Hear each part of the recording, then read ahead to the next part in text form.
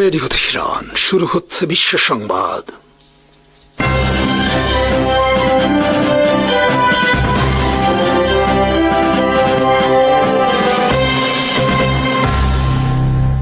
শুরুতেই সংবাদ শিরোনাম।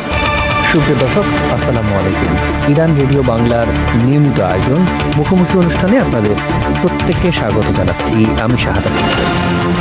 প্রিয় দর্শক, আজকের অনুষ্ঠানে আমরা ইরান সংকটের আদ্যপান্ত নিয়ে আলোচনা করব। আজ আমাদের স্টুডিওতে উপস্থিত হয়েছেন লেখক, অ্যাক্টিভিস্ট এবং মধ্যপ্রাচ্য বিষয়ক বিশ্লেষক জনাব নূরে আলম মাসুদ। আপনাকে স্বাগত জানাচ্ছি আমাদের অনুষ্ঠানে। কেমন আছেন? আচ্ছা, আলহামদুলিল্লাহ, ভালো আছেন? আলহামদুলিল্লাহ। আমরা আমাদের পুরো অনুষ্ঠান জুড়ে আমরা সংকটের পেছনে এবং বর্তমান পরিস্থিতি, ইরানের সব কিছু নিয়ে আলোচনা করতে চাই। আমরা একটু পেছন থেকে আলোচনা করতে চাই। আপনি জানেন 2022 সালে ইরানে একটা ঘটনা ঘটেছিল। সেখানে মাহসা আমিনী নামের এক নারীকে পিটিয়ে বলা চলে হত্যা করা হয়েছে, এটা এমন অভিযোগ আছে সামাজিক যোগাযোগ মাধ্যমে। তো আমার প্রশ্ন হচ্ছে, আধুনিক রাষ্ট্রে আসলে হিজাব নিয়ে এই ধরনের ঘটনা, তারা যে মোরাল পুলিশিং করে, তাদেরকে আসলে অন্য কোনো কাজ নেই? মানে একটা হিজাবের কারণে এই ধরনের ঘটনা ঘটাতে হলো কেন? এমনটা হচ্ছে অ্যাকিউজেশন আছে, আর অ্যাকিউজেশন থাকা আর ওটা অ্যাকচুয়াল অ্যাকিউজেশন হওয়া, দুটোর মধ্যে পার্থক্য আছে। এখন মাহসা আমিনীর ক্ষেত্রে যেটা অ্যাকিউজেশন ওয়েস্ট দেয় বা ওয়েস্টার্ন মিডিয়াতে দেয় যে তাকে পিটিয়ে মেরে ফেলা হয়েছে, তো যারা বিক্ষোভ করছিল, বা এটা খুব কমপ্লেক্স একটা সিচুয়েশন ইরান ওই সময় পার করেছে, তো যারা বিক্ষোভ করলো এটা নিয়ে, তাদের কারো মুখে কিন্তু আমরা এই দাবিটা শুনি নাই যে আমরা একটা পোস্টমর্টেম চাই, একটা ইন্ডিপেন্ডেন্ট ইউএন মেডিকেল বডি তারা পোস্টমর্টেম করবে যে তার মৃত্যুর কারণটা কি। মাহসা আমিনী মারা গিয়েছে পুলিশ কাস্টাডিতে থাকা অবস্থায়। তারপর সরকার পতন, ইসলামী সরকার চাই না, রাহাবার চাই না, রাহাবারের ছবি পুরাও, আলেমদেরকে অপদস্থ করো, আলেমদের পাগড়ি খুলে ফেলো, ধাক্কা দাও, লাথি মারো, এই জিনিসগুলো তখন ইরানে ওই প্রোটেস্ট, যেটা প্রোটেস্ট বলি বা যাই বলি, সেটাতে হয়েছে। তো প্রথম কথা যে তাকে পিটিয়ে মেরে ফেলা হয়েছে, এটা কোনো এভিডেন্সও নাই। আর সে যখন পুলিশ কাস্টাডিতে মারা যায়, তারপর একটা সিসিটিভি ফুটেজ আসলো, তারপর হঠাৎ মাথা ঘুরে পড়ে গেল বা এরকম সেন্সলেস হয়ে পড়ে গেল, এবং তারপর তাকে হসপিটাল নেওয়া হয় এবং সেখানে এসে মারা যায়। এখন এইটার যে ইন্ডিপেন্ডেন্ট তদন্ত, সেইটার কোনো দাবি না করে এটাকে টোটালি সকল রেজিম চেঞ্জের দিকে নিয়ে যাওয়া হয়েছে। সো এইটা একটা বিষয়। আর একটা বিষয় হচ্ছে যে আধুনিক রাষ্ট্রে এখন হিজাব, মোরাল পলিসিং, এই জিনিসটা, নারী স্বাধীনতা ডাইরেক্টলি এমন একটা কনসার্নের দিকে চলে যায়, যে কনসার্নটাকে ওয়েস্ট দীর্ঘদিন ধরে সমাজে প্রবেশ করিয়েছে এবং একটা সমাজের প্রাইম কনসার্নগুলোর মধ্যে এটাকে নিয়ে এসেছে যে একজন নারীর পোশাক কী হবে, অর্থাৎ একজন নারীর পোশাক মানুষের দেহের একটা আবরণ, এবং দেহকেন্দ্রিক ব্যাপারটাই নারীর প্রাইম কনসার্ন হয়ে উঠেছে, যেখানে দেহ মানুষের বেসিক লেয়ার হিউম্যান এক্সিস্টেন্সের, এবং হিউম্যানিটি তার উপরের লেয়ার। আমরা প্রমথ চৌধুরী লেখা মনে পড়েছিলাম জীব সত্তার ঘর, মানব সত্তার ঘর। তো মানব সত্তার ঘর নিয়ে কোনো আলাপ নাই যে নারীর মানব সত্তার ঘর কেমন কি, জীব সত্তার ঘরের নিয়ে তারা ফোকাসড। তো এই যে ড্রেস কোড দরকার আছে কি না, ওয়েস্টার্ন ওয়ার্ল্ডেও ড্রেস কোড আছে। আমরা আমাদের মরালিটিকে ওয়েস্টার্ন ওয়ার্ল্ডের সাথে অ্যাঙ্করিং করি না, বাট ইভেন যারা ড্রেস কোডের এগেনস্টে কথা বলছে, তারাও তো ড্রেস কোডের বাইরে না। এখন ড্রেস কোড এক এক জাতি, সভ্যতা, সংস্কৃতিতে আলাদা আলাদা হবে। ইরানি জাতির, ইভেন ইরানের শাহ যখন টার্কি থেকে ঘুরে আসে এবং সেকুলারাইজেশন এক্সপেরিমেন্ট ইরানে অ্যাপ্লাই করে, তখন পাগড়ি নিষিদ্ধ হয়, জুমার খুতবা নিষিদ্ধ হয়, দাড়ি রাখা যাবে না, জুব্বা পরা যাবে না, এবং মহিলাদের হিজাব পরা নিষিদ্ধ করেছিল। এটা এমন একটা সোসাইটিতে, যখন ইসলামিক রেভলিউশনও হয়নি, তারা আগে থেকেই হিজাব পরা ছিল, এবং ছিল বলেই সেটা শাহ নিষিদ্ধ করতে পেরেছে। এবং নিষিদ্ধ করার ফলে এমনও ঘটনা ইরানে হয়েছিল যে একজন মহিলা সুইসাইড করেছিলেন। এটা ডকুমেন্টেড হিস্ট্রি। কেন?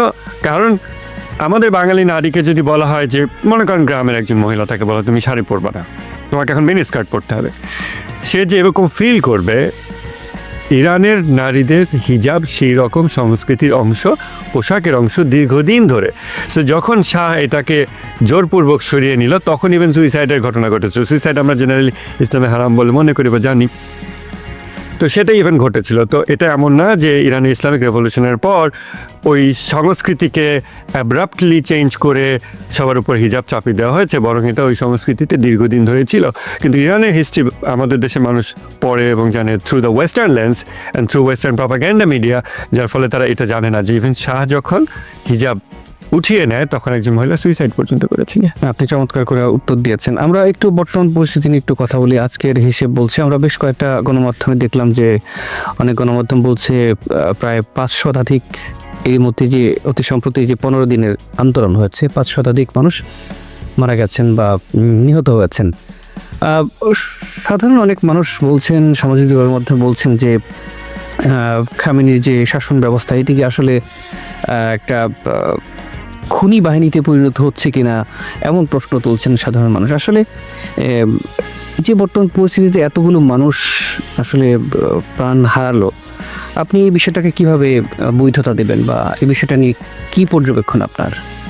আমরা একটু বাংলাদেশের কনটেক্সটে কানেক্ট করি। বাংলাদেশে শেখ হাসিনা সরকার যত বছর ছিল ওই সময় আমরা দেখতাম যে সংঘর্ষে নিহত এভাবে নিউজ হতো না যে পুলিশ গুলি করে হত্যা করেছে এরকম, কিন্তু অপোজিট সাইডে নিউজ হতো যে শিবির কর্মী পুলিশ হত্যা করেছে এইভাবে। তখন অ্যাক্টিভ ভয়েস এবং প্যাসিভ ভয়েস, প্যাসিভ ভয়েস আমার মনে হয় ইয়েলো জার্নালিজমের সবচেয়ে ক্রিটিক্যাল টুল প্যাসিভ ভয়েস।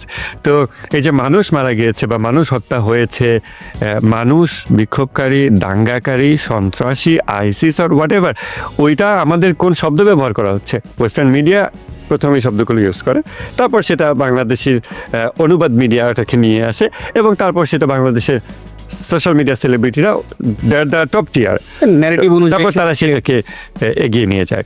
তো এখন খুনি বাহিনীতে পরিণত হয়েছে কিনা, সাধারণ মানুষ মারছে কিনা, বিক্ষোভকারীদের মারছে কিনা, বাংলাদেশের কনটেক্সটে বসে আমরা যখন যে কোনো বিক্ষোভকে দেখি সরকারের এগেনস্টে, এমন একটা কনটেক্সট প্রেক্ষাপট যখন আমরা মাত্র 1.5 বছর আগে একটা আপরাইজিং করেছি এবং জালিম সরকারের এগেনস্টে, তখন আমরা কোন কনটেক্সটে আছি? আমরা যে কোনো মানুষের আপরাইজিং দেখলে মনে করি that is valid, that is legal, এটা নৈতিক, এবং আমাদের জেনারেল বায়াস থাকে বিক্ষোভকারীদের দিকে।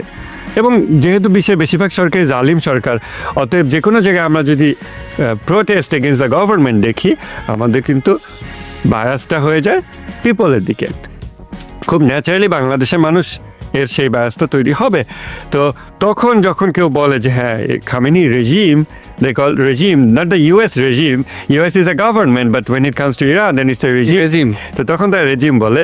তো এই রেজিম তো তারা খুন করছে, তারা মানুষ খুন করছে, তখন আর রায়োটার খুন করছে না বা রায়োটারদেরকে গুলি করছে না। ইরানে যখন এই 15 দিনের ঘটনা ঘটছিল, এই সকল প্রোটেস্ট, তখনও আমেরিকাতে একজন মহিলাকে, আপনার নিউজে দেখেছেন কিনা, ওদের ওই যে আইসিই যেই পুলিশ আছে, কাস্টমস এনফোর্সমেন্ট, সরি আইসিই কি যেন একটা, আমি পুরোটা ভুলে গেছি। তো ওই ল এনফোর্সমেন্ট এজেন্সি, তারা একজন মহিলাকে তার গাড়ির মধ্যে গুলি করে মেরে ফেললো, জাস্ট ফর নাথিং। এবং তারপর সেটা নিয়ে অনেক বড় প্রোটেস্ট সেখানেও হচ্ছে। এখন খুনি বাহিনীতে পরিণত হয়েছে কিনা এই জিনিসগুলো যারা বলে, তারা কি জানে যে ওখানে 100-র উপরে সশস্ত্র বাহিনীর লোক মারা গিয়েছে? তাদেরকে কিভাবে হত্যা করা হচ্ছে ইরানের প্রেসিডেন্ট বলেছে। He went live on national television 2 দিন আগে, সম্ভবত মাসুদ পেজেশকিয়ান, তিনি বললেন যে গলা কেটে হত্যা, আগুনে পুড়িয়ে হত্যা, তারপরে গুলি করে হত্যা রাষ্ট্রীয় বাহিনীকে। এই কাজগুলো যে মুখোশধারী লোকেরা করেছে, তারা ইরানি হতে পারে না, কেননা এটা ইরানি জাতির সংস্কৃতি না। তিনি খুব ইম্পর্ট্যান্ট একটা পয়েন্ট, যদিও আমার নিজের অনেক অবজেকশন আছে পেজেশকিয়ান গভর্নমেন্টের প্রতি, এবং এটা যে কারো কোনো সরকারি সমালোচনা উঠে না, তাই না? নিষ্পাপ মাসুম তো এখানে কেউ না। কিন্তু এই যে উনি বললেন, ইম্পর্ট্যান্ট একটা পয়েন্ট নোট করলেন যে যারা মুখোশ পরে এসেছে তারা বিদেশি ভাড়াটে সন্ত্রাসী, কেন কোনো ইরানি তার ফেলো ইরানিয়ানকে গলা কেটে হত্যা, আগুনে পুড়িয়ে হত্যা এই কাজ করতে পারে না। আমরা সিরিয়াতে যখন 1 যুগ ধরে যা কিছু ঘটানো হইলো, তখন কিন্তু আমরা এই জিনিসগুলো দেখেছি, আগুনে পুড়িয়ে হত্যা, জাস্ট আইসিস টেমপ্লেট। তো এই জন্য যদি খুনি বাহিনীতেই পরিণত হবে, তাদের 100 লোক তো মারা যাওয়ার কথা না। তাই না? তো এই জন্য এই জিনিসগুলো আমাদের নিউজ সোর্সটা ট্র্যাক করতে হবে যে নিউজটা কোথা থেকে আসছে, জাস্ট একটা অংশ দেখা যাচ্ছে নাকি আর একটা অংশ মিস যাচ্ছে। সেটাই। তবে এই যে হতাহতের ঘটনা ঘটেছে এর প্রেক্ষাপটে অনলাইন অ্যাক্টিভিস্টরা এক ধরনের অভিযোগ তুলছে যে নিহতদের লাশ স্বজনদের কাছে ফেরত দেওয়ার যে ব্যাপারটা এসেছে সেখানে অনেক চড়া অঙ্কের টাকা দাবি করা হচ্ছে, এই ধরনের একটা অভিযোগ আসছে। তো এখানেও কি মানে একটা ব্যবসা বা এখানেও কি একটা রাষ্ট্রীয় ডাকাতি তারা বলছেন, ঘটনা আসলে সত্যতা কি আছে? আমি এই জিনিসটা ফর দ্য ফার্স্ট টাইম শুনলাম, কারণ লাশ ফেরত দেওয়ার জন্য টাকা চাওয়া, ইভেন আমরা যদি মনে করি ধরে নিই যে ইরানের জনগণ গরিব, যেহেতু দীর্ঘদিনের স্যাংশন টাকা, সেই গরিব জনগণের কাছ থেকে লাশ ফেরত নেওয়ার জন্য টাকা চাইবে, যেখানে আবার অন্যদিকে ইরানের ইনফ্লেশন, এটা ইন্টারন্যাশনাল মিডিয়ার ন্যারেটিভ এমনকি আমি ইন্টারন্যাশনাল মিডিয়াতে ওইটা পাইনি, এটা সোশ্যাল মিডিয়া অ্যাক্টিভিস্ট। এখন ব্যাপার হচ্ছে যে সোশ্যাল মিডিয়া অ্যাক্টিভিস্ট বলে যাদেরকে বলা হয়, এটা খুব ইন্টারেস্টিং একটা ব্যাপার, কারণ তারা কোথা থেকে আসছে, তারা কে কেমন, কারণ আমরা কিছু জানি না। সাডেনলি ফেসবুক অ্যালগোরিদম কিছু পোস্টকে প্রপ আপ করে এবং সেগুলো ভাইরাল হয়ে যায়, এবং তারপর মানুষ সেটা নিয়ে কথা বলতে শুরু করে। তারপরে ওটা আমরা নিউজ সোর্স যদি ব্যাকট্র্যাক করি, ইট এন্ডস আপ নোওয়্যার, আমরা খুঁজে পাই না এটা কোথা থেকে আসছে, হয়তো তথ্যসূত্র সে নিজেই দেয়নি। তারপর আমি জানি না, আমরা একটা ভিডিও দেখেছি সেখানে অনেকগুলো ডেড বডি মেডিকেল কম্পাউন্ডে রাখা ইরানে, এবং সেইখানে মানুষজন তাদের আত্মীয় স্বজন সেখানে লাশ আইডেন্টিফিকেশনের জন্য হেঁটে বেড়াচ্ছে, এবং সেইখানে রায়োটারদের গুলিতে নিহত সিকিউরিটি ফোর্স তারা তাদের বডি যেমন আছে, সাধারণ পথচারী যারা মারা গেছে, আপনার জানেন 3 বছরের একটা মেয়ে মেলিনা সম্ভবত নাম, বাবার কোলে ছিল, ফার্মেসিতে যাচ্ছিল, সেইখানে তাকে গুলি করে হত্যা করা হয়েছে। এরকম যত সিভিলিয়ানকে তারা মেরে ফেলেছে, non combatant, if we take it as a war in a war context, সেই নন কমব্যাটেন্টদেরকে যারা মেরে ফেলেছে সেইখানকার ডেড বডি ওইখানে রাখা আছে। তারপর রায়োটার যারা পুলিশের গুলিতে মারা গেছে তাদের ডেড বডিও রাখা আছে। সো আমরা যদি 10টা ডেড বডি দেখি, ন্যাচারালি মানুষের মনে হয় ও এগুলো সব মানে মাজলুমদের ডেড বডি, না, ওখানে জালেম এবং মাজলুম উভয় পক্ষের ডেড বডি আছে। তো ওইটার ভিডিও প্রথম আমি যতটুকু ট্র্যাক করেছি, জায়নিস্ট মিডিয়া ওই ভিডিওটাকে প্রপ আপ করেছে। এবং আরও ইন্টারেস্টিং ব্যাপার, ইরানে তো ইন্টারনেট অফ ছিল, এই ভিডিওগুলো কোথা থেকে আসলো ওই বিষয়ে আমরা পরে আসতে পারি। না সেটাই, হ্যাঁ। তবে আরও কিছু অভিযোগ আছে, যেমনটা হচ্ছে যে ইরানের বিচার বিভাগের সুষ্ঠু তদন্ত ছাড়াই খুব দ্রুততার সাথে অনেককে ফাঁসির জন্য প্রস্তুত করা হচ্ছে, এমনটা খবর আছে। এবং সম্ভবত 14 জানুয়ারিতে বেশ কিছু মানুষকে ফাঁসি দেওয়া হতে পারে এমনও খবর আছে। তো এখানে কি আসলে ভয়ের রাজত্ব ইরানে কায়েম হচ্ছে? সেখানে বিচার বিভাগের যে সুষ্ঠু প্রক্রিয়া, সুষ্ঠু তদন্ত প্রক্রিয়া, সেগুলো কি আসলে হচ্ছে? এমন কি খবর আছে আপনার? মানে 2 সপ্তাহের মধ্যে কিভাবে তদন্ত হয়ে যায়, বা ইভেন 1 সপ্তাহের মধ্যে বা 5 দিনের মধ্যে বা 3 দিনের মধ্যে। তো এখন ইংলিশে দুটো কথা আছে, একটা হচ্ছে জাস্টিস ডিলেড, জাস্টিস ডিনাইড, আর একটা কথা হচ্ছে জাস্টিস হারিড, জাস্টিস বেরিড। ঠিক আছে, জাস্টিস তাড়াহুড়া করলে জাস্টিসকে কবর দেওয়া হয়, আবার জাস্টিস ডিলে করলে জাস্টিস ডিনাই করা হয়। এখন আসলে অপটিমাম টাইম কোনটা? এখন আমরা যেহেতু ব্রিটিশ মডেলের জুডিশিয়ারিতে অভ্যস্ত, আমরা ইসলামিক জুডিশিয়ারিতে অভ্যস্ত না, অতএব আমাদের মনে হয় যে এটা চার্জশিট দাখিল হবে, 3 মাস লাগবে, তদন্ত হবে, তারপরে এটা হবে, তারপর ওটা হবে, তারপরে 2 পক্ষের আইনজীবী নিয়োগ হবে, কথা হবে, মিডিয়াতে নিউজ আসবে, আমরা এটাতে অভ্যস্ত, আমরা মনে করি যে এটাই পদ্ধতি। কিন্তু এইটা ব্রিটিশদের ডিজাইন করা বিচার ব্যবস্থা, এবং দেখেন ব্রিটিশদের এই ডিজাইন করা বিচার ব্যবস্থায় আমাদের 1.5 বছরে আমরা জুলাই গণহত্যার একজন অপরাধীকেও মৃত্যুদণ্ড কার্যকর করতে পারি নাই, যেটা গোটা বাংলাদেশের মাজলুম জনগণের হৃদয়ের চাহিদা ছিল, ইন্টেলেকচুয়াল নিড ছিল, যে হ্যাঁ এখনো আছে রাইট, এখনো আছে, যে আমাদের জালিমদেরকে, আপনি দেখেন শহীদ ওসমান হাদি, তাকে যে ব্যক্তি গুলি করেছে সেই ব্যক্তি এই ব্রিটিশ ডিজাইন, ব্রিটিশ মডেলের জুডিশিয়ারি ফাঁক ফোকর গলে বেরিয়ে এসেছে, সে জেলখানায় ছিল, এবং তারপর তাকে এই কাজে ব্যবহার করা হয়েছে, তাই না? তো এখন 1963 সালে ইমাম খোমেনি যখন বেলায়েতে ফকিহ যে তত্ত্বটা নিয়ে আসেন, তখন ইমাম খোমেনি মাত্র তাকে নির্বাসনে পাঠানো হয়েছে 63 বা 64 সালের দিকে। ইরাকে বসে তিনি মাদ্রাসা ছাত্রদেরকে লেকচার দিচ্ছিলেন, এবং সেইখানে তিনি মাদ্রাসা ছাত্রদেরকে বলছিলেন, এটার বই বাংলাও আছে মনে হয়, ইংলিশে অ্যাভেলেবল অনলাইনে, সেখানে তিনি বলছেন যে এই ব্রিটিশ বিচার ব্যবস্থা, ইমাম খোমেনি নিজে কথা বলছেন যে আমার এক আইনজীবীর সাথে কথা হয়েছিল, সে আমাকে বলল যে আমার কাছে এত মামলা আছে যে আমি যদি মারা যাই আমার ছেলে আমার সম্পদ উত্তরাধিকার সূত্রে পাওয়ার সাথে সাথে এই মামলাগুলোও ইনহেরিট করবে। কেন এই ব্রিটিশ সিস্টেমে 5 বছর 10 বছর আদালত প্রাঙ্গণে ঘুরতে ঘুরতে টাকা শেষ হয়ে যায়, ঘুরতে ঘুরতে জুতার তলা ক্ষয় হয়ে যায়, কিন্তু বিচার হয় না। আমরা সবাই জানি এই সিস্টেমটা কিভাবে কাজ করে। তো ওইটা একটা ব্যাড সিস্টেম, আমরা সবাই কমপ্লেইন করি। বাট গুড সিস্টেম কোনটা? যখন ইসলামী ইরান ইসলামিক আদালত নিয়ে আসে, সেখানে ইসলামিক আদালতে জাজমেন্টে যে আমরা মনে করি 5 দিনে 7 দিনে কীভাবে এটা ন্যায় বিচার হচ্ছে না। How do we know Islamic judiciary কোন প্রসেসে কাজ করে, সেখানে কাকে কত সময় দিতে হবে? আমরা তো সেগুলো, আমাদের যারা এই অভিযোগগুলো দেয় তাদের ইভেন ইসলামিক জুডিশিয়ারি কোনো নলেজই নাই। আমরা যেহেতু আসলে এর সাথে অভ্যস্ত, আমরা এটাতে অভ্যস্ত। এবং আরেকটা জিনিস খেয়াল করেন, ইরানের জুডিশিয়ারি এতটা ইন্ডিপেন্ডেন্ট, অনেকে মনে করবো ইরানের সরকার মনে হয় সবাই কিনে বলছে গণহারে মৃত্যুদণ্ড দিয়ে দাও। It doesn't work that way. ইরানের প্রিভিয়াস প্রেসিডেন্টের আগের জন ডক্টর হাসান রুহানি, তিনি যখন প্রেসিডেন্ট ছিলেন, ইভেন সেই সময় তার নিজের আপন ছোট ভাই তাকে ইরানের আদালত জেলখানায় পাঠিয়েছে, 5 বছরের কারাদণ্ড। এটা পৃথিবীর কোনো দেশ কেউ ইমাজিন করতে পারবে না যে রানিং প্রেসিডেন্টের আপন ছোট ভাই জেলখানায় গেছে, কেননা তাদের জুডিশিয়ারির নিজস্ব সব কিছু আছে, নিজস্ব পুলিশ দিয়ে তারা অ্যারেস্ট করে নিতে পারে। তাদের ইভেন আমাদের দেশে যেটা হয়, জুডিশিয়ারি এক্সিকিউটিভকে রিকোয়েস্ট পাঠায়, তখন আমাদের এক্সিকিউটিভ হচ্ছে অ্যারেস্ট করা, জেল মেনটেন করা, অনেক প্রক্রিয়া। এখানে আদালত সম্পূর্ণ স্বাধীন। আমরা যদি স্বাধীন আদালত বলি, কাঠামোগতভাবে ইরান সেটা আছে। তারপর আমাদের দেখতে হবে যে সেইখানে যখন বিচারকরা বসেছেন সেখানে কোনো মিসক্যারেজ অফ জাস্টিস হচ্ছে কিনা। সিম্পলি 10 দিন বলে আমরা বলতে পারি না যে এখানে মিসক্যারেজ অফ জাস্টিস হচ্ছে। We should investigate further. এবার একটু ইরানের একটা দাবি নিয়ে একটা প্রশ্ন করতে চাই আপনাকে। সেটি হচ্ছে, ইরান বলছে, এবং আন্তর্জাতিক গণমাধ্যমে আপনি সংবাদগুলো দেখছেন, তারা বলছেন যে পশ্চিমা শক্তি বা বহিঃশত্রুর উস্কানিতে আসলে তাদের অভ্যন্তরীণ এই যে সংকটটা তৈরি হয়েছে। কিন্তু আমরা গণমাধ্যমে সংবাদ দেখছি, সেক্ষেত্রে ছাত্র জনতা, ব্যবসায়ী, সর্বস্তরের মানুষ এই আন্দোলনে অংশ নিচ্ছে। তাদের এই যে বিরোধী ষড়যন্ত্রের যে অভিযোগ, এটি আপনি কি বলবেন যে ব্যর্থতাকে ঢাকতেই তারা আসলে বিদেশি অভিযোগকে সামনে নিয়ে আসছেন? আমরা বাংলাদেশে ছোটবেলা থেকে একটা কথা শুনে আসছি, কিছু হলে ইহুদি নাসারাদের ষড়যন্ত্র। এখন রিয়েলি কি সব ইহুদি নাসারাদের ষড়যন্ত্র? পরে এক সময় মনে হচ্ছে না, সব ইহুদি নাসারাদের ষড়যন্ত্র না, এটা মনে হয় আমরা ব্যর্থতা ঢাকতে করি।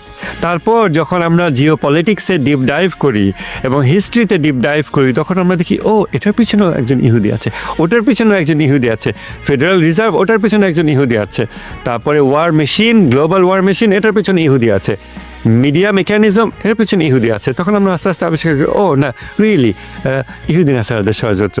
এটা একটা ব্যাপার। তবে এর মানে এই না যে ইরান সরকারের কোনো দায় নাই বা তারা একটা নিষ্পাপ নির্ভুল সরকার। কিন্তু এই যে জনতার আন্দোলন বলে যেগুলো তৈরি করা হয়, আমরা তো 2013 সালে শাহবাগ দেখছি, শাহবাগ আন্দোলন, ফাঁসি চাই যেই আন্দোলন, এটাকে কীভাবে তৈরি করা হলো? 3 স্তরের সরকারি প্রোটেকশনের মধ্যে বিভিন্ন মিডিয়া কর্মীদেরকে নিয়ে এসে, তারপর তারা যখন সাপোর্ট দিচ্ছে এই ফাঁসি চাই, যেটা কিনা আদালতকে টোটালি ইগনোর করে, আদালতকে কোয়েশ্চেন করে যে আদালত যাই বলুক আমি রায় দিয়ে দিচ্ছি রাস্তা থেকে।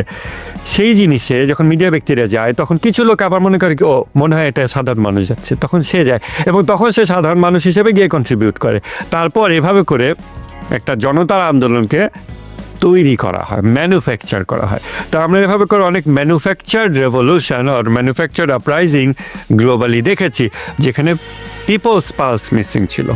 2013 সালে শাহবাগ আন্দোলন এক্স্যাক্টলি সেম জিনিস ছিল। সো হ্যাঁ, আপনি ইরানের এই যে রিসেন্ট যে প্রোটেস্টগুলো বা সেটা রায়টে কনভার্ট হলো, সেটা কিন্তু ওদের যারা মার্চেন্টদের একটা জেনুইন দাবি ছিল। রাবার সাইদ আলী খামেনি, তিনি তখন পরে তো তিনি মিডিয়া এসে বলছেন যে হ্যাঁ, ব্যবসায়ীদের এই ক্ষোভটা জেনুইন এবং তাদের বিক্ষোভ করার অধিকার আছে।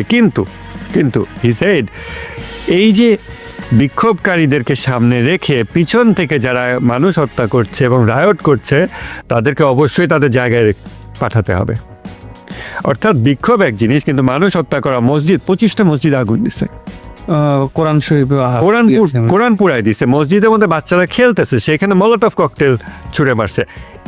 এটা ইভেন ইরানি জাতির কালচার না, ইরানি জাতির কালচার পৃথিবীর বহু দেশে, আমরা বাংলাদেশিরা ইরানি জাতির কালচার দ্বারা উপকৃত এটা হয়েছি। তো অনেক সভ্য জাতির। সেই সভ্য জাতির থেকে আমরা উপকৃত হয়েছি, আমাদের ল্যাঙ্গুয়েজে ফার্সি ভোকাবুলারি আছে, তাই না? অতএব আমাদের কাছে মধ্যে ইরানি কালচারও আছে। ইরানি জাতি হাজার বছরের সভ্য একটা জাতি। সেই জাতির মানুষজন মসজিদের মধ্যে থাকা বাচ্চাদেরকে মলোটভ ককটেল দিয়ে পুড়ায় মারবে তাদের বিক্ষোভের জন্য। ইরান এর আগে বহুত আপরাইজিং দেখছে, বহুত প্রোটেস্ট দেখছে এবং রেভলিউশন দেখেছে। সেই সময়ও তো এটা হয়নি। আচ্ছা, আপনি বলতে চাচ্ছেন যে আসলে এখানে বিদেশি ষড়যন্ত্র অবশ্যই আছে? বিদেশি শক্তি কেন থাকবে না? আমি আপনাকে একটা জিনিস দেখাই। এই যে এটা হচ্ছে দ্য সাবান centre for middle east policy at the Brookings institution. এটা একটা অ্যানালিসিস পেপার। এই অ্যানালিসিস পেপারটা 2009 সালে published. Which path to Persia, options for a new American strategy towards Iran. আমেরিকার জন্য পলিসি তৈরি করা হয়েছে। কারা পলিসি তৈরি করেছে নামগুলো বললে হয়তো সবাই ইমিডিয়েটলি চিনবে না, বাট রিসার্চ করলে it's available in the public domain. Bruce Riedel নামে একজন আছে, তিনি তৎকালীন ইরানের বিপ্লব যখন হয় তখন তিনি ওখানে নিয়োজিত সিআইএ কর্মকর্তা, এবং আরও সিআইএ কর্মকর্তারা আছে, তারা এখানে এই অ্যানালিসিস পেপারটা লিখেছে। এবং টেবিল অফ কন্টেন্টস আপনি যখন দেখবেন যে আমেরিকা ইরান কিন্তু কী কী প্ল্যান করেছে, পলিসি অপশন। পার্ট 1 হলো diplomatic option, part 2 disarming Tehran the military option, part 3 toppling Tehran regime change. এখন এত বছরে বাংলাদেশের মানুষজন রেজিম চেঞ্জ কথাটার সাথে পরিচিত হয়েছে, কারণ মিডিয়ার ফাঁক ফোকর গলে অ্যাটলিস্ট এই শব্দগুলো আমাদের পর্যন্ত আসতে পেরেছে। কিন্তু the military option, disarming Tehran, dissuading Tehran, the diplomatic option, deterring Tehran, containment, এই যে অপশনগুলো, এর মধ্যে আমি আপনাদের যে অপশনটা পড়ে শোনাবো, ডিসআর্মিং তেহরান, এইটা আপনারা জানেন, chapter 5, leave it two Bibi, allowing or encouraging an Israeli military strike. এটা হয়ে গেছে গত বছর 2025 সালে, তাই না? ওকে, এই টেমপ্লেট অনুযায়ী চলছে। তারপর part 3 toppling Tehran regime change, chapter 6 এর টাইটেল হলো the velvet revolution, supporting a popular uprising. এবং হয়তো আমি এখন এখানে ক্লাস নিতে পারবো না এটার উপরে, সো এটা যদি ডিটেলসে আমরা ঢুকি তখন দেখব সেখানে বলছে যে আপরাইজিং ঘটানো খুব কমপ্লেক্স একটা কাজ। সো আমরা ওয়েট করি আপরাইজিং হওয়ার জন্য। আপরাইজিং হলে ওটাকে আমরা আমাদের সাপোর্ট দেওয়ার মাধ্যমে ওইটাকে আমরা আমাদের ডিজায়ার্ড গোলের দিকে নিয়ে যাব। গোলটা কি? রেজিম চেঞ্জ, অর্থাৎ ইরানি এক সরকার বা এক রাহবার সরে গিয়ে আর কেউ আসবে, চেঞ্জ হয়, আর কেউ বসবে। তো এই যে সাপোর্টিং আ পপুলার আপরাইজিং, এটা 2009 সালে তাদের লেখা, এর আগে থেকেও তাদের এটা আছে। সো তারা ওয়েট করে যে একটা আপরাইজিং হবে, তারপর আমাদের একটা টেমপ্লেট আছে, এটা করবো ওইটা করবো, 2টা লোক মারা যাবে, সেটাকে মিডিয়া ফুলি ফাঁপিয়ে দেবো। তখন ইউথ ফেসবুক পোস্টে দেখবে আরে একটা মানুষ মারা গেছে, সে কে মারছে কি না, সে আবেগে সে চলে যাবে। তারপর এভাবে করে রিয়েলি জনতার আন্দোলন গড়ে তোলা যায়। Even in that policy option তারা বলছে যে দিস ইজ ভেরি কমপ্লেক্স, এটা সাকসেস রেট খুবই কম, এটা বলা যায় না যে এটা ফর শিওর কাজ করবে। আনলাইক মিলিটারি অপশনস, যে হ্যাঁ মিলিটারিতে আমাদের F-35 আছে, F-16 আছে, আমরা স্ট্রাইক করবো, ইট ওয়ার্কস। অথবা ভেনেজুয়েলার মতো উঠেন, বা ভেনেজুয়েলার মতো উঠে নিয়ে যাবো, ইট ওয়ার্কস। কিন্তু পপুলার আপরাইজিংকে আমরা সাপোর্ট করে রেজিম চেঞ্জ করে ফেলবো, itself this is very complex, এবং এটা সাকসেসের কোনো রেকর্ড এভাবে নাই যে আমরা মানে ইরানের মতো কনটেক্সটে। সো ইরানে এটা তারা সাকসিড করতে পারবে কিনা তারা জানে না, বাট তারা এটা পলিসি অপশনে দিয়েছে। সো আমরা যখন যদি এটা আরও ডিটেল পড়ি, এটা একটা বড় একটা ডকুমেন্ট, হ্যাঁ, তখন আমরা দেখব যে কিভাবে করে আমেরিকা বিশ্বের সমস্ত দেশের জন্য এবং জাতির জন্য এবং সংস্কৃতির জন্য আলাদা আলাদা টেমপ্লেট রেডি রাখে। যেমন বাংলাদেশের মানুষজন রেডি হয়েই ছিল যে শেখ হাসিনার একটা কথা বলার অপেক্ষা, তাহলে কি রাজাকারের বাচ্চারা কি ইয়ে পাবে, ওই যে কি যেন কোটা কি মুক্তিযোদ্ধার সন্তানরা না পেয়ে তাহলে কি রাজাকারের বাচ্চারা পাবে? এই রাজাকারের বাচ্চা কথাটা তার মুখ থেকে বের হওয়ার জন্য সবাই অপেক্ষায় ছিল যে let her make a mistake, we do the rest. তারপর বাকিটা কিন্তু আমরা পরবর্তীতে জেনেছি যে জুলাই বিপ্লবের পিছনে কোঅর্ডিনেটেড ওয়েতে কাজ হয়েছে, there were brains behind it. তো হাসিনা ওই কথাটা বলা অপেক্ষা ছিল। এখন আমেরিকা বিশ্বের সমস্ত জাতি, সভ্যতা, সংস্কৃতি এবং দেশের জন্য এবং রিসোর্সফুল কান্ট্রির জন্য এরকম অনেক টেমপ্লেট রেডি রাখে। একটা মিস্টেক হবে, একটা ঘটনা ঘটবে, একটা কিছু হবে, আমরা এটা করবো। তখন এমনভাবে রেডি হয়, মানুষ মনে করে কি ওই খুব স্বতঃস্ফূর্ত হচ্ছে, spontaneous uprising of the people. পিছনে যে আসলে অনেক ধরনের টেমপ্লেট আছে। সেটা আসলে আমরা একটু গুরুত্বপূর্ণ একটা বিষয়ে কথা বলবো, সেটি হচ্ছে ইরানের অর্থনৈতিক পরিস্থিতি। আপনি জানেন যে আসলে লম্বা সময় ধরে তারা স্যাংশনের মুখে আছে, অসংখ্য স্যাংশন ইরানের, যে কারণে আমরা দেখছি ইরান অর্থনৈতিকভাবে ধুঁকছে বেশ দীর্ঘকাল থেকেই। কিন্তু অর্থনৈতিক সংকট থাকা সত্ত্বেও আমরা দেখি ইরানের জনগণের মানুষের টাকায় ইরানের যে প্রক্সি গ্রুপগুলো আছে, হিজবুল্লাহ বা অন্যান্য, এদেরকে তারা পেট্রোনাইজেশন করছে, তাদেরকে ডোনেট করছে, তাদের পেছনে অসংখ্য টাকা পয়সা খরচ করছে। ক্ষুধার্ত মানুষদেরকে রেখে তাদের নীতিবাক্য, এই বিষয়টা নিয়ে আপনার আসলে পর্যবেক্ষণ কী বলে, যেখানে অর্থনৈতিক সংকট সত্ত্বেও তারা তাদের প্রক্সিদেরকে টিকিয়ে রাখছে, ফ্যাসিলিটেট করছে?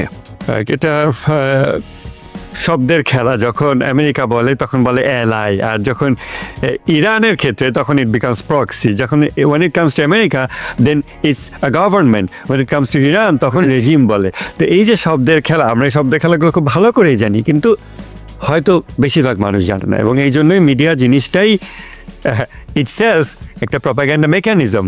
তো এই যে এই কথাগুলো যে ক্ষুধার্ত মানুষকে রেখে অন্য জায়গায় অস্ত্র, এবং মাহসা আমিনির প্রোটেস্টটা যখন হয় 2022 সালে, তখন আমরা এই স্লোগানগুলো ইরানের অভ্যন্তরে শুনেছি যে কি বলছে, যে ইরানের মিলিটারি ইরানের জন্য, ইরানের অস্ত্র ইরানের জন্য, নট ফর এনিবডি এলস। এই কথার মাধ্যমে স্লোগান, ইরানি জাতির হৃদয়ের স্লোগান কিনা আমি জানি না, বাট এই স্লোগানটার মাধ্যমে ফিলিস্তিন কজকে ওই জায়গাতে মেরে ফেলা হয়, ওই জায়গাতে ডিনাই করা হয়। এবং ইরানের কনস্টিটিউশন যদি আমরা দেখি, কনস্টিটিউশনে আসি আগে, তারপর আরেকটা ব্যাপারে আসতেছি। এইখানে আমি কনস্টিটিউশনটা আনছি আলাপের জন্য। এটা this is also available in public domain, এটা কোনো সিক্রেট কনস্টিটিউশন না।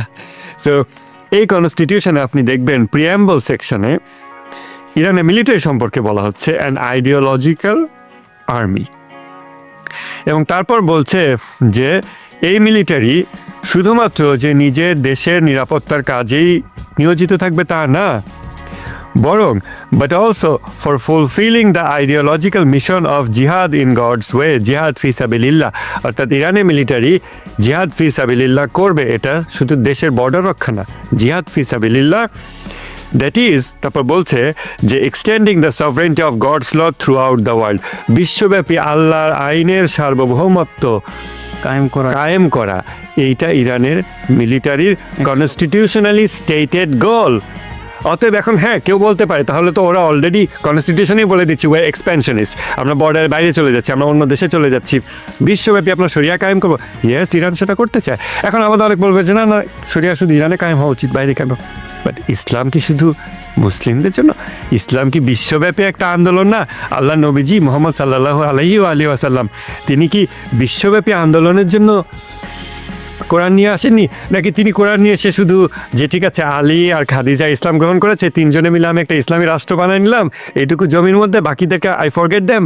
না, তো ইসলাম বিশ্বব্যাপী রপ্তানির একটা জিনিস, এবং সেই জন্য আপনার অস্ত্র লাগবে। ক্ষুধার্ত মানুষ নীতিবাক্য শোনে না? শোনে। আমরা মুসলিম। ইমাম খোমেনি বলেছিলেন, মরহুম ইমাম খোমেনি, বাইরে অনেকে মিস্টেক করে খোমেনি আর খামেনি, আপনি তো অবশ্যই এটা জানেন। তো ইরানি ইসলামী বিপ্লবের নেতা, তিনি বলেছিলেন যে যদি তারা আমাদেরকে অর্থনৈতিকভাবে অবরোধ করে, তারা জেনে রাখুক আমরা রমজানের সন্তান, আমরা রোজা রাখি, না খেয়ে থাকি। আর যদি তারা আমাদেরকে সামরিকভাবে অবরোধ করে, তারা জেনে রাখুক আমরা কারবালার সন্তান। তা আমরা মুসলমান, আমরা বছরে 30 দিন না খেয়ে থাকি, এবং আরও অন্য সময় না খেয়ে থাকি। এবং যদি ক্ষুধার্ত মানুষ নীতিবাক্য শোনে না, আগে খাওয়া পরে এভরিথিং, তাহলে সেবে আবু তালিবে আল্লাহ রাসূল সাল্লাল্লাহু আলাইহি ওয়াসাল্লাম যখন গাছের পাতা খেয়ে, ঘাস খেয়ে তার জীবন ধারণ করতে হয়েছিল, কারণ তিনি অবরুদ্ধ ছিলেন, তার উপর স্যাংশন ছিল, তাকে কন্টেইন করা হয়েছিল একটা জায়গায়। তখন কি সাহাবীরা ইসলাম ছেড়ে দিয়েছে? ঈমান চলে গিয়েছে? আমাদের নবী ওই এক্সাম্পল পর্যন্ত সেট করে গিয়েছেন। এখন আমরা কি, ইরান কি এমন জাতি হইতে চায়? এটা ইরানি জাতি ডিসাইড করতে হবে যে আমরা খাবো, ভোগ বিলাস করব, আমরা অনেক আরাম করবো, তারপর 2 পয়সা দান দক্ষিণা করব। সৌদি আরব যেরকম করে, ফিলিস্তিনে মাঝে মধ্যে দান দক্ষিণা করে, বা বিশ্বে আরও অনেক জালিম রাষ্ট্র, ভোগবাদী রাষ্ট্র, তা মাঝে মধ্যে দান দক্ষিণা করে, সেরকম দান দক্ষিণা করব? নাকি আমি এক মুঠ খাবো, আমার ভাই এক মুঠ খাবে, আমি একবেলা না খেয়ে থাকলে আমার ভাই একবেলা না খেয়ে থাকবে, আমরা একসাথে না খেয়ে থাকবো, আমরা একসাথে খাবো, কিন্তু আমরা অনেক ভালো থাকবো, ওয়েস্টার্ন স্ট্যান্ডার্ড লাইফ লিড করবো, তারপর মাঝে মধ্যে ফিলিস্তিনিদেরকে একটু দান দক্ষিণা করবো? ইরানি জাতি কি তেমন হইতে চায়? ইরানের ইসলামী বিপ্লবের ইতিহাস তো সেটা বলে না, বা পরবর্তী আরো এত বছরের যেই মিশন ইরানের, সেটা পিপলস ট্যাক্সে সাপোর্টেড, সেটাও কিন্তু এই কথা বলে না। ক্ষুধার্ত মানুষ নীতিবাক্য শোনে না, ক্ষুধার্ত মুসলিম নীতিবাক্য শোনে। কিন্তু একটা কথা হচ্ছে যে তারা অর্থনৈতিকভাবে এত সংকট তাদের, তারা স্যাংশনের মধ্যে আছে, তাদের দেশের অনেকে ক্ষুধার্ত যদি বলি, তো এত সংকট সত্ত্বেও তারা তাদের হাইপারসনিক মিসাইল দরকার, তার সেই সব জায়গাগুলোতে ইনভেস্ট করছে। এটা কি বিলাসিতা নয়? হাইপারসনিক মিসাইল, তাহলে দেখেন, মিসাইল দরকার না, হ্যাঁ হাইপারসনিক মিসাইল অনেক কস্টলি জিনিস। ইরান যদিও খুব লো কস্টে করতে পারে বিকজ তাদের ইন্ডিজিনাস টেকনোলজি, কিন্তু আমরা অবশ্য পারচেস করি বাই দ্য ওয়ে। সো এটা বিলাসিতা কিনা? এখন বিলাসিতা দেখেন, আমরা আসলে যখন কথা বলি বা চিন্তা করি, আমরা খুব একটা কোরআনিক প্রিন্সিপাল দ্বারা ড্রিভেন না সাধারণত, ইনক্লুডিং মাইসেলফ, বিকজ আমরা কোরআন পড়াশোনা করি না, স্টাডি করি না, যেখানে আমাদের চিন্তাধারা শেপ হয়, মোরালিটি প্রিন্সিপালস, 2+2=4 হবে না, 3 হবে না, 5 হবে, এইসব কিছু আকৃতি পায় ন্যারেটিভ দিয়ে, ওয়েস্টার্ন ন্যারেটিভ দিয়ে, মিডিয়া ন্যারেটিভ দিয়ে, এবং মিডিয়া ন্যারেটিভের পিছনে মিডিয়া মোগলরা কাজ করে। তো এখন দেখেন সূরা আনফাল, কোরআনের 8 নম্বর সূরা, সেটা 60 নম্বর আয়াতে আল্লাহ বলছেন যে কাফেরদের মোকাবিলা করার জন্য তোমরা যথাসাধ্য শক্তি এবং অশ্ববাহিনী সদা প্রস্তুত রাখবে, সবসময় প্রস্তুত রাখবে, যা দ্বারা তোমরা ভয় দেখাবে আল্লাহর শত্রুকে এবং তোমাদের শত্রুকে, এবং তাদেরকে ছাড়াও অন্য আরও অনেককে যাদেরকে তোমরা জানো না, কিন্তু আল্লাহ তাদেরকে জানেন। এইটা হচ্ছে মুসলমানদের মিলিটারি ডক্ট্রিন, যেটা ওয়েস্টার্ন মিডিয়া বলবে oh this is very expansionist, this is very aggressive. No, এর কারণ হচ্ছে জালেমরা, কাফেররা, তাগুত, তারা মাথা থেকে পা পর্যন্ত শয়তান, এবং শয়তানকে আপনি এটা বলতে পারেন না যে আমি 2 বছর রেস্টে থাকবো, তুমি 2 বছর আমাকে জ্বালায়ও না। আপনি এক মুহূর্ত you let yourself off guard, go off guard, এবং আপনি শেষ। তো আমাদের মুসলমানদের মিলিটারি ডক্ট্রিন হচ্ছে শান্তিতে এবং সমরে, যুদ্ধ চলুক অথবা না চলুক, আমরা কন্টিনিউয়াস আমাদের মিলিটারি ক্যাপাবিলিটি ইনক্রিজ করতেই থাকবো। আমাদের শহীদ শরীফ ওসমান হাদি কিন্তু একটা স্ট্যাটাস ছিল, তিনি বলেছিলেন ঘাস খেয়ে হলেও অস্ত্র বানাও বাংলাদেশ, তাই না? ওইটা কিন্তু Islamic doctrine, Islamic military doctrine. আমরা হয়তো বলতে পারি না এটা হাদির কথা, না, this is Islam.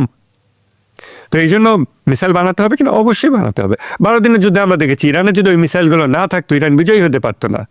Iran military strike যখন পাল্টা মিলিটারি স্ট্রাইক যখন দেওয়া শুরু করলো ইসরায়েলে, জুন মাসের 12 না 13 তারিখ যে যুদ্ধটা শুরু হলো, হ্যাঁ, তারপর 2 থেকে 3 দিনের মধ্যে ইসরায়েল তখন ব্যাক চ্যানেলে মেসেজ পাঠানো শুরু করলো যে সিজ ফায়ার করো, সিজ ফায়ার করো, তাই না? আপনার অবশ্যই স্ট্রেংথ থাকতে হবে। কেন স্ট্রেংথ শুধু আমেরিকার থাকবে? কেন কাফেরদের স্ট্রেংথ থাকবে? কেন মুসলিমদের স্ট্রেংথ থাকবে না?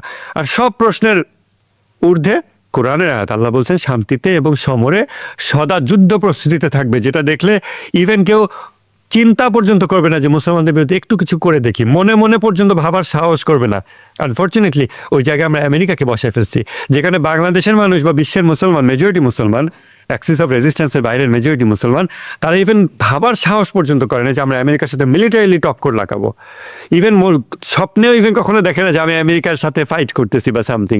এই লেভেলে তারা নিয়ে গেছে, যে পজিশনে মুসলমানদের থাকার কথা ছিল, because we abandon the Quran. This is Quranic policy. লম্বা সময় ধরে এই শাসন আছে ইরানে।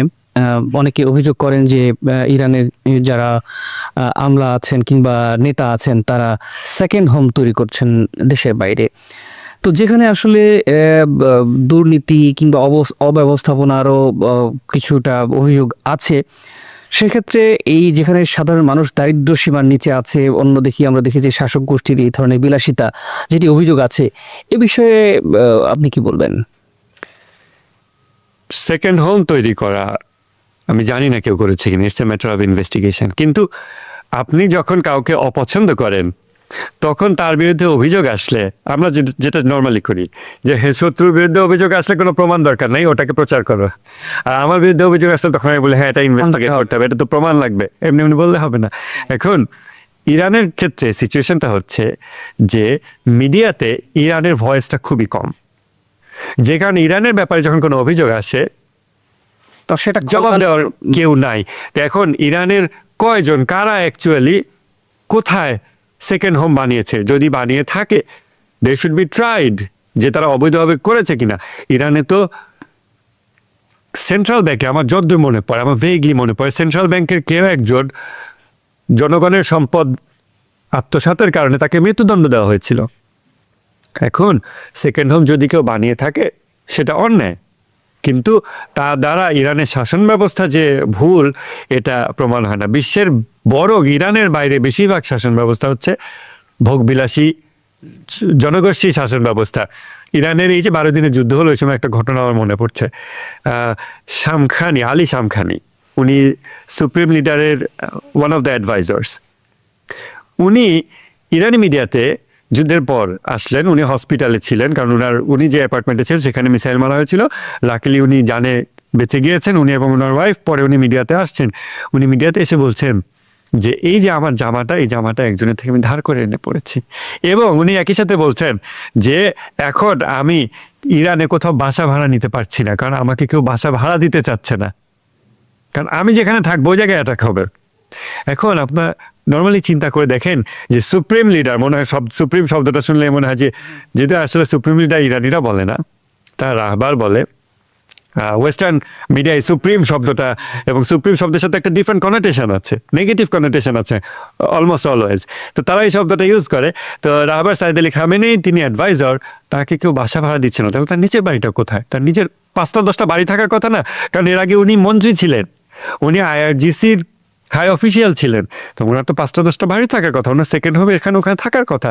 তা উনি মিডিয়াতে এসে বলছে যে আমাকে কেউ বাসা ভাড়া দিতে চায় না, কারণ আমি যেখানে যাবো ওই জায়গায় বিপদ হবে।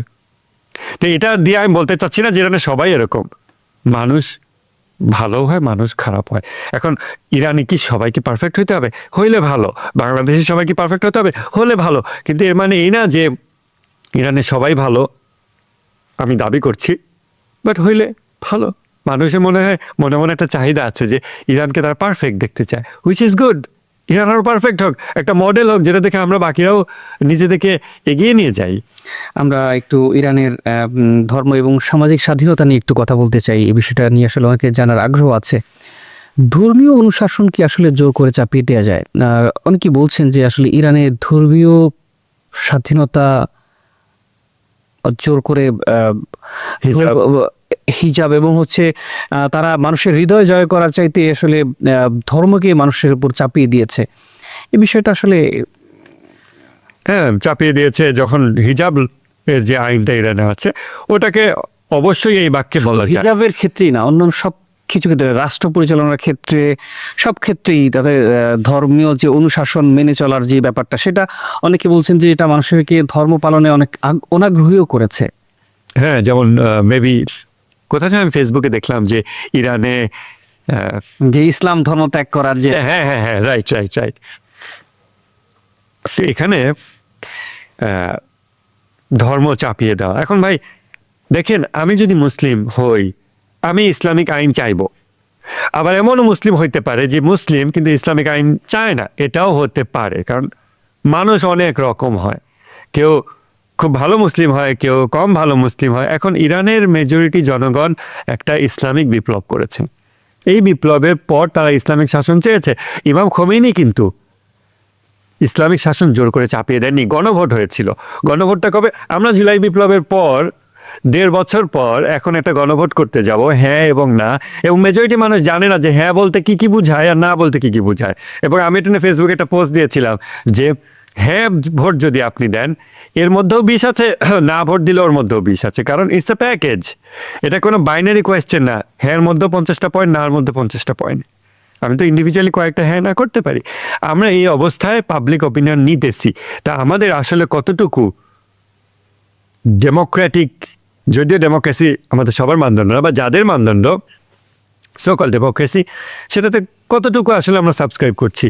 এখন ইরানের এই ভোট 3 মাসের মাথায় হয়েছিল, 3 মাস না 2 মাস, ইসলামিক বিপ্লবের 2 মাস পর 98% মানুষ বলেছে যে আমরা ইসলামিক রাষ্ট্র চাই, ইসলামিক হুকুমত চাই, এবং তারপর সেই ইসলামিক হুকুমত কায়েম হয়েছে এবং সেই ইসলামী হুকুমত এখন কন্টিনিউ হচ্ছে।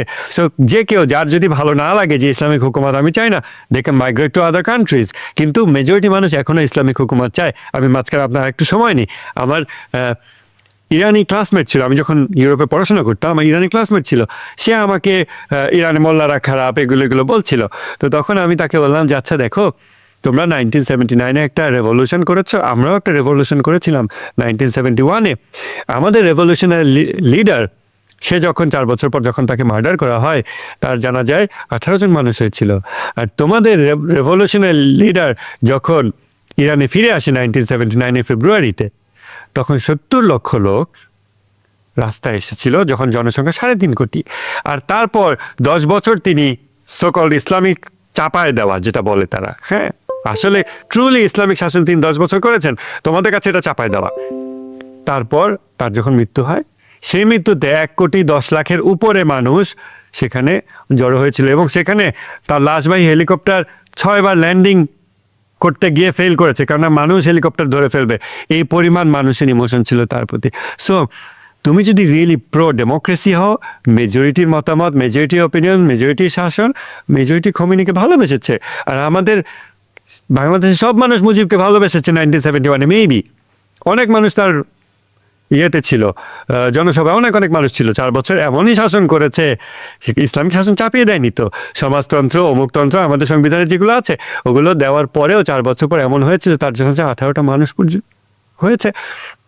আর খোমেনির ইসলামিক শাসনের পর 10 বছর পর যদি এই অবস্থা হয়, অথবা আরও 30 বছর পর যখন খামেনির শাসন, তারা বলে খামেনির চাপিয়ে দেওয়া ইসলামিক শাসনের পর যখন খামেনির ডান হাত কাসেম সোলেমানি তাকে যখন হত্যা করা হয়, এবং তার জানাজা যখন মুসলমানদের ইতিহাসের রেকর্ডেড সর্ববৃহৎ জানাজায় পরিণত হয় 1.5 কোটি প্লাস, তখন আমরা কি বলবো যে চাপিয়ে দেওয়া শাসন, ধর্ম চাপিয়ে দেওয়া হচ্ছে? এই রকম স্বতঃস্ফূর্ত গণজাগরণ ইসলামের জন্য, বা ইভেন এই 12 দিনের 15 দিনের যে জিনিসটা হলো, দাঙ্গা হলো ইরানে, এই দাঙ্গার পর গতকালকে ইরানে, গোটা ইরানে 60 লক্ষাধিক মানুষ রাস্তায় নেমে এসেছে, কোরআন হাতে, রাহবারের ছবি হাতে, ইরানের ফ্ল্যাগ হাতে, ইসলামিক ইরানের সমর্থনে। তা আমরা কি বলবো যে জোর করে চাপিয়ে দেওয়া মানুষদেরকে অস্ত্রের মুখে 60 লক্ষ লোকের রাস্তা নামা যায়? অস্ত্রের মুখে খোমেনির জানাজায়, ইমাম খোমেনির জানাজায় 1,10,00,000 লোককে নামানো হয়েছে না? এই জিনিসটা ওয়েস্টার্ন লোকেরা, ওয়েস্টার্ন মিডিয়া এবং অ্যানালিস্টরা, ওয়েস্টার্ন স্টেট এবং তাদের থেকে অনুবাদ মিডিয়া হয়ে আমাদের যারা ইনফ্লুয়েন্সার হয় বা এগুলো ইরান নিয়ে মাথা ঘামায়, তারা বুঝতে ব্যর্থ হয় যে ইরানি জাতির আর একটা দিক আছে, স্পিরিচুয়াল দিক আছে, কালচারাল দিক আছে। ওই দিকগুলো যখন আপনি বুঝতে ব্যর্থ হবেন, আপনার মনে হবে নিশ্চয়ই অস্ত্রের মুখে 1,10,00,000 লোককে দিয়ে জোর করে কান্না করেছে। That's impossible.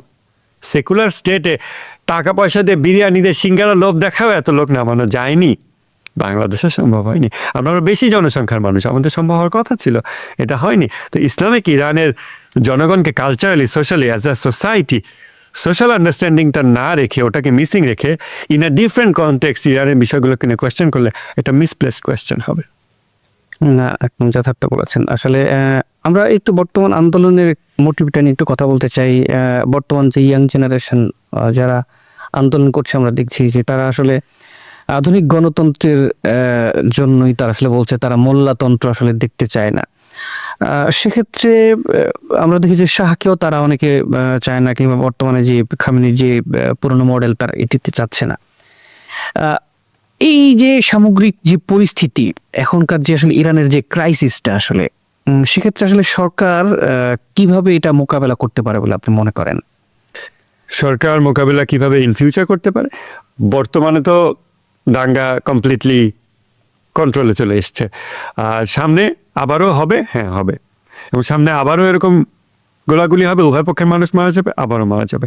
এর থেকে ডিফারেন্ট কোনো কন্টেইন করার উপায় বা কন্ট্রোলের উপায় নাই, আনলেস ইরানি জনগণ মেজরিটি বলে যে ঠিক আছে আমরা 3 বেলা বদলে 2 বেলা খেয়ে থাকবো, স্টিল আমরা আমাদের ইসলামিক কোরআনিক মিলিটারি ডক্ট্রিন অনুযায়ী আমরা আমাদের এটা কন্টিনিউ করব। কেউ কেউ বলে যে না, শাহের শাসন ফিরে যাওয়া না, ইরানের যারা বামপন্থী, আমরা বাংলাদেশের শাহবাগী কথাটা বলি, এটা এখন তা establish vocabulary, so it's okay to use this word. তো এই ইরানি শাহবাগী যারা, ইভেন তারা পর্যন্ত শাহকে নিয়ে হাসে। শাহ তো মরে গেছে, শাহের ছেলে যে বেঁচে আছে আমেরিকাতে যিনি আছেন, হ্যাঁ, তো সে কমপ্লিট জায়নিস্ট। তো এই জায়নিস্ট শাহের যে ছেলে, এই ছেলেকে নিয়ে ইরানি বামপন্থীরা পর্যন্ত তামাশা করে। এবং দেখেন ইরানের যে রেজিম চেঞ্জ চেষ্টা আমেরিকার, এইখানে প্রথম কথা, ইরানি জাতি বিদেশি কারো শাসন গ্রহণ করবে না। বেশিরভাগ জাতিই চায় না, যদিও আমরা বিদেশিদের অধীনে ছিলাম বাংলাদেশিরা এবং এই ভূখণ্ডের মানুষরা, কিন্তু ইরানি জাতি কখনো বিদেশি শাসকের অধীনস্থ থাকেনি। তাহলে ইরানি জাতির ক্ষেত্রে আমেরিকার অপশনটা কি? আমেরিকার অপশন হচ্ছে যে ইরানের, তারা তাদের ভাষায় রেজিমকে উল্টে দিয়ে তারা সেখানে আরেক ইরানিকে বসাবে। আচ্ছা, সেই ইরানিকে শাহের ছেলে, যেই শাহের ছেলেকে ইরানের শাহবাগীরা পর্যন্ত উপহাস করে, তাহলে ইরান এর বসানোর জন্য আমেরিকা কি 46 বছরে একটা ম্যাজিক্যাল পার্সন তৈরি করতে পারে না? যেমন আমাদের বাংলাদেশ এখন ডক্টর ইউনুস, আমেরিকান সিটিজেন, সে এসে শাসন করছে এবং পিপল আর ইনফ্যাচুয়েটেড। মানুষ খুব খুশি, শুরুর দিকে ছিল, এখন যথেষ্ট আবেগ কমে গেছে, ইউনুস আবেগ, বাট ছিল ইউনুস নোবেল বিজয়ী, অমুক তমুক ইত্যাদি ইত্যাদি। ইরানের জন্য কি এরকম একটা গুড অপশন, গুড ইরানি, যাকে মানুষ সব দিক দিয়ে মনে করবে বাইরে দিয়ে খুব ভালো, খুব ভালো, এরকম এখনো তৈরি করতে পারেনি? আমেরিকার কি এতই দৈন্যদশা হলো যে আমেরিকা ওই মরা শাহের আধমরা পুত্রকে সামনে নিয়ে আসবে এবং বলবে যে এটাই অপশন? ইরানিরা তো এটা অ্যাকসেপ্ট করছে না। ইরানিরা মোল্লাতন্ত্র চায় না, ইরানিরা গণতন্ত্র চায়। Let's ask the Iranian people, let's go for a vote. আমাদের এরকম হ্যাঁ না ভোট না, যেটা আমাদের 50টা লোডেড কোয়েশ্চেন আছে, হ্যাঁ অথবা না, তোমরা ইসলামী হুকুমত চাও কি না? ইরানের ইসলামী বিপ্লবের পর ওখানকার যারা শাহবাগী, তখনকার সেকুলার, নাস্তিক, কমিউনিস্ট এবং এরকম যারা, তারা কি করলো, যখন ইসলামী হুকুমত হবে এটার কথাবার্তা উঠলো, তখন তারা মিছিল নামাই দিল, বেপর্দা মেয়েদের মিছিল। সেই মিছিল ইভেন এখনকার প্রোটেস্ট, সকল প্রোটেস্টগুলোর চেয়ে ওই মিছিল বড় ছিল। আমরা তো হিস্ট্রিগুলো স্টাডি করেছি, আমরা জানি, আমরা এগুলো অনলাইনে যে কেউ যদি ঘাটে সে পাবে। তারপর সেটা জবাবে ইমাম খোমেনি বললেন, তোমরা চাদরি মহিলা যারা, চাদর পরা অর্থাৎ হিজাবি মহিলা যারা, তোমরা একটা মিছিল করে দেখিয়ে দাও যে কারা বড়, কারা ইরানের পালস। তোমরা ইরানের পালস তোমরা দেখা দাও, না যে ওদেরকে মারধর করব না। তো এখনো ইসলাম ইরান সেই পলিসিতেই আছে। দেখেন, যারা রায়ট করেছে এই 15 দিনে, তারা রাতের বেলা মুখে মুখোশ পরে এসে অগ্নিকাণ্ড ঘটিয়েছে, মানুষ হত্যা করেছে, এগুলো করে আবার ফিরে গেছে। দিনের বেলা করেনি। আমরা জুলাই বিপ্লব করেছি বাংলাদেশে, আমরা রাস্তায় দিনের বেলা চলাফেরা করেছি, দিনের বেলা আমরা প্রোটেস্ট করেছি, দিনের বেলা পুলিশের এগেনস্টে গিয়েছি। আমাদের সমস্ত বিপ্লবী, কেউ রাতের বেলা মুখে মাস্ক পরে যায়নি। মুখে মাস্ক পরে গোপনে কারা চায়? সন্ত্রাসী ছাড়া আর কারা? যারা একটা গুড লাইফ লিড করতে, যারা শহীদ হইতে চায় না। কারণ পরদিন সকালে সে ঘুম থেকে উঠে তার কফি চায়, সে তার ব্রেড চায়, সে তার বাটার চায়, সে তার দুনিয়াবি এনজয়মেন্ট চায়, অতএব সে মুখটা ঢেকে যায়। কিন্তু আমাদের শহীদেরা কিন্তু জুলাই বিপ্লবে মুখ ঢাকা ছিল না, তারা প্রকাশ্য দিবালোকে গুলির মুখে দাঁড়িয়েছে, কারণ সে শহীদ হতে চেয়েছে, আল্লাহর কাছে যেতে চেয়েছে। এবং আজকে গতকাল কি ইরানে যে 60 লক্ষ লোক রাস্তায় নেমেছে, এই 60 লক্ষ মানুষ, নারী, পুরুষ, শিশু, বৃদ্ধ, পর্দানসীন, বেপর্দা মহিলা, সবাই যে নেমেছে, তারা সেই রকম মানুষ যারা লুকিয়ে কিছু করার না, তারা প্রকাশ্যে সেখানে ক্যামেরা এসেছে। আমাদের এটা কন্ট্রাস্ট দেখতে হবে। ইভেন আমাদের বাংলাদেশের আওয়ামী লীগ যখন ম্যাসাকার চালাচ্ছিল জুলাই বিপ্লবের সময় এবং প্রিভিয়াসলি, তারাও ওপেন ফেসেই ছিল, তাদের পর্যন্ত ওইটুকু সাহস ছিল। তাহলে ইরানে এই যে মুখে মাস্ক পরে যারা আসছে, মেডিকেল মাস্ক অথবা টোটাল কমপ্লিট ফেস মাস্ক, এরা যে আসছে, তারা আসলে কারা? এতই ভীতু যে তারা বাই ফেস, ওপেন ফেসে আসতে পারে না, দিনের বেলা আসতে পারে না, দিনের বেলা কনফ্রন্ট করতে পারে না, রাতের বেলা চোরাগোপ্তা হামলা চালিয়ে যায়। ইরানের প্রেসিডেন্ট এক্ষেত্রে খুবই ক্লিয়ারলি পয়েন্ট আউট করেছেন যে না, এটা ইরানি জাতি এমন না, এরকম ভীরু, কাপুরুষ, এরকম সন্ত্রাসী, আগুনে পুড়িয়ে মারা, গলা কেটে মারা, এগুলো ইরানি জাতির কোনো কালচার না। ইরান যেটা অনেক কিছু পার করেছে। কিন্তু একটা কথা বলতে চাই, আপনি জুলাই গণ অভ্যুত্থানের সাথে অনেক কিছু রিলেট করেছেন, কথা বলেছেন। সেক্ষেত্রে আমি একটা বিষয় বলতে চাই যে আমরা দেখছি 24-এর যে আমাদের বাংলাদেশের গণ অভ্যুত্থানটা হয়েছে, সেখানে আমরা দেখেছি শেখ হাসিনা সরকার তখনকার জনগণকে ভয় পেয়ে আসলে ইন্টারনেট ব্ল্যাক আউট করে দিয়েছিল। সেম ঘটনা কিন্তু আমরা দেখেছি ইরানে হয়েছে। তারা কি আসলে এতটাই ভয় পায় আসলে ইরান, যে কারণে আমাদের মতো কি তারা ওই এবার ব্ল্যাক আউট করে দিল? এটা একটা critical question.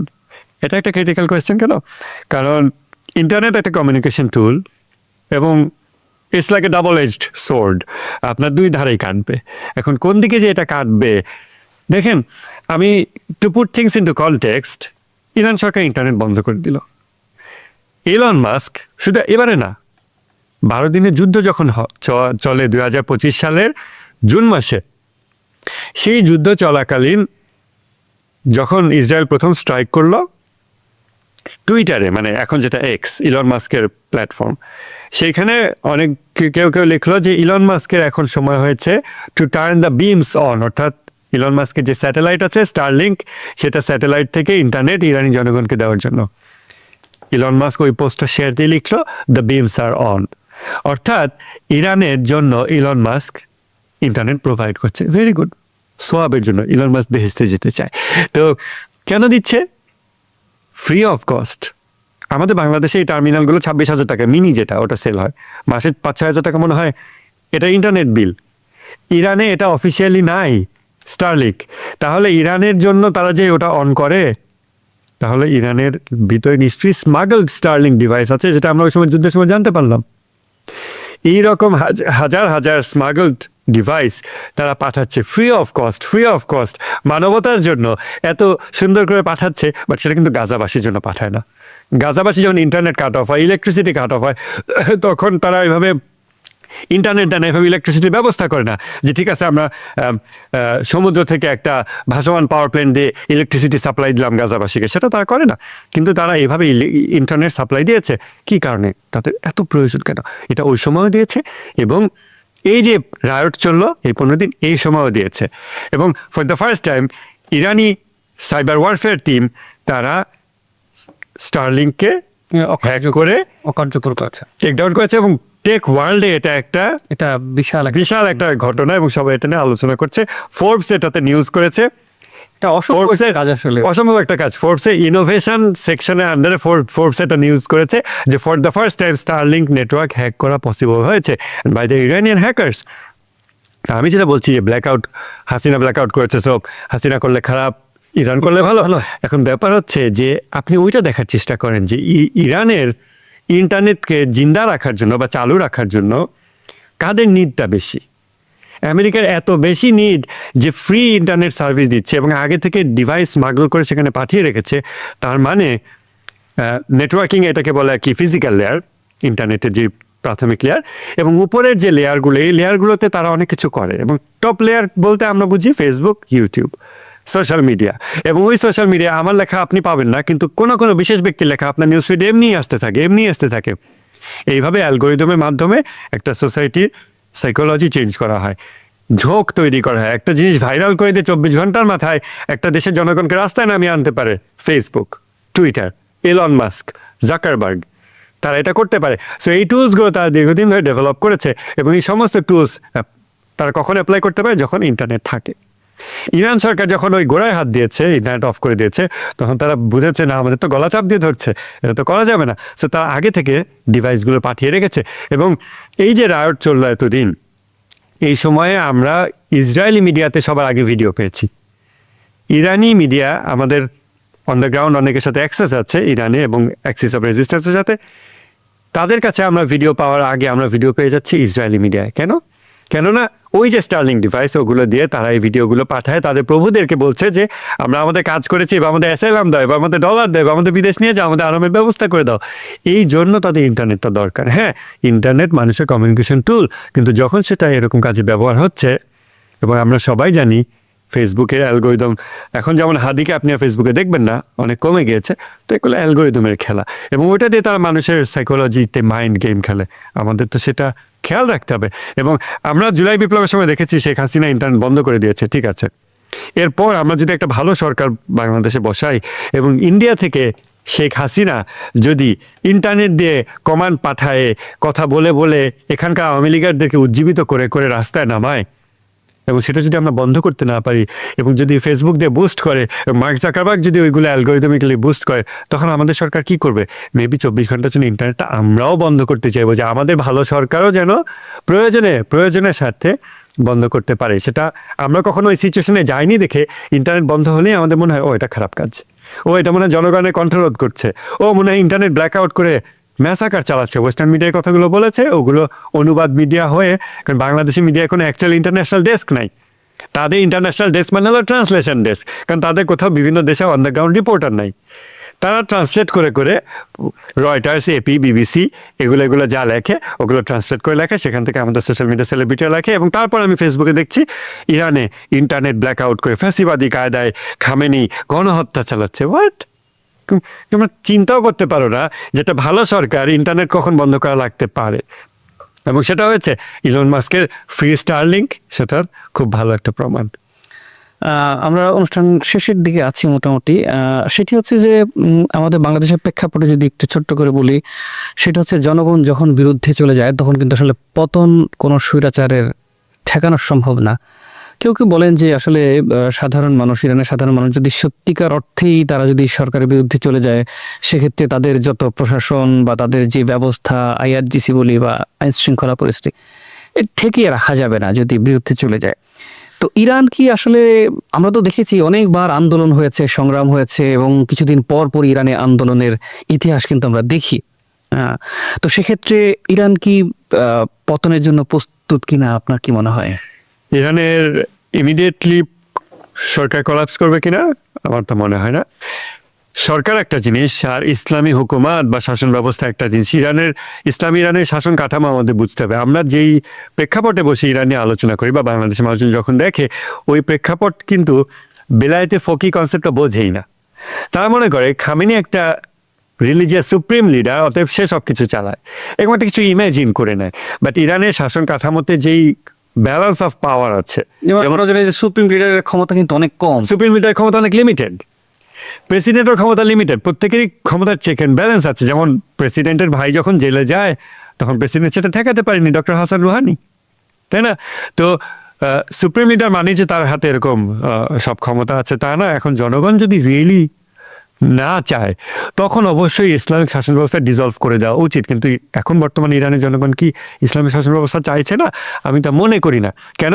Time and time again ইরানের জনগণ প্রমাণ করেছে যে তারা রাহবারের অনুগত, এবং এই আনুগত্য আমাদের সমাজের পলিটিক্যাল লিডার আনুগত্যের মতো না। আমি যখন বলি যে আমি আমার বাবাকে সম্মান করি, শ্রদ্ধা করি, আমি যদি বলি এরকম, আপনি কি মনে করবেন যে শেখ হাসিনাকে যেরকম তেলাইতো সেরকম ওই অয়েলিং? না, ইউ রেসপেক্ট ইউর ফাদার। আমার বাবাকে আমি রেসপেক্ট করবো, আপনার বাবাকে আপনি রেসপেক্ট করবেন, লাইক এ ফ্যামিলি। আপনার ফ্যামিলিতে আপনি আপনার বাবাকে রেসপেক্ট করেন।